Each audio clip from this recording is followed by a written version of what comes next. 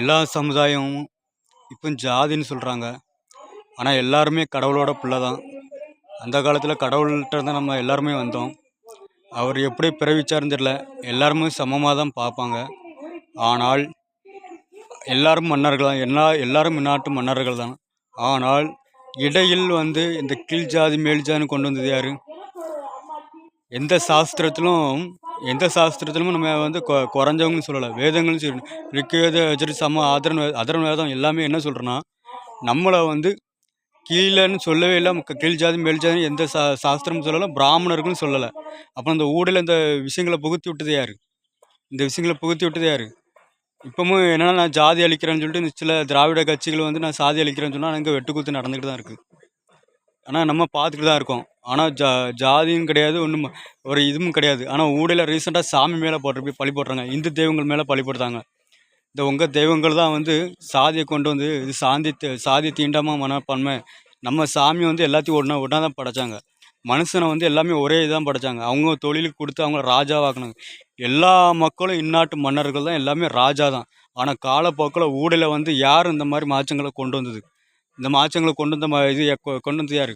அப்படின்னா என்னென்னா, மக்கள் மேலே தான் தப்பு. மக்கள் திடீர்னு நல்லா ராஜாவாக இருந்தவொடனே நல்லா இருக்கையெல்லாம் இப்போ பெண்கள் மேலே காமத்தில் இச்சையில் எல்லாத்தையும் செலவழிச்சிட்டு தான் துட்டெல்லாம் போட்டு பிச்சை ஆக்கிட்டு தான் அவனும் இப்போ ஏழையாயிருதான்.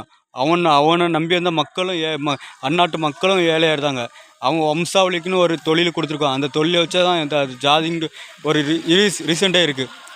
அதை வச்சு தான் வந்திருக்கணும். எல்லாம் அந்த நேரத்தில் அப்படி தான் மக்கள் வந்திருக்காங்க. அந்த ரீசெண்ட் படி தான் எல்லாமே வந்திருக்காங்க.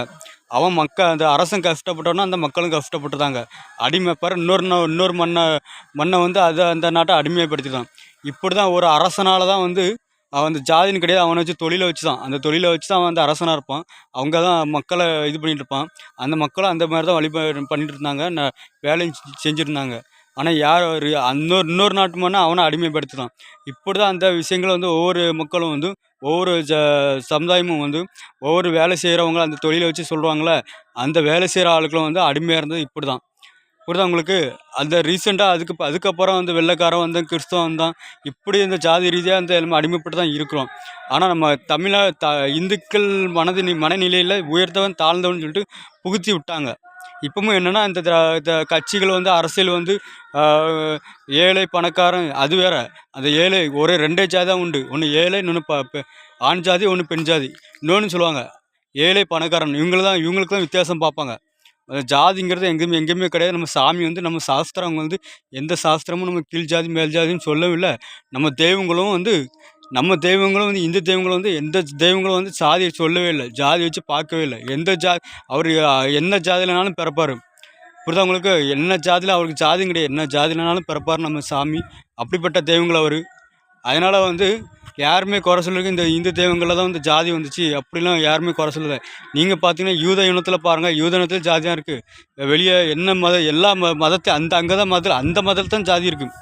வெளிநாட்டில் பாருங்கள் பூரா ஜாதி ஆப்பிரிக்கான்னு கருப்பறைன்னு சொல்லிட்டு சண்டை போட்டிருப்பாங்க. ஆனால் இங்கே அப்படி கிடையாது.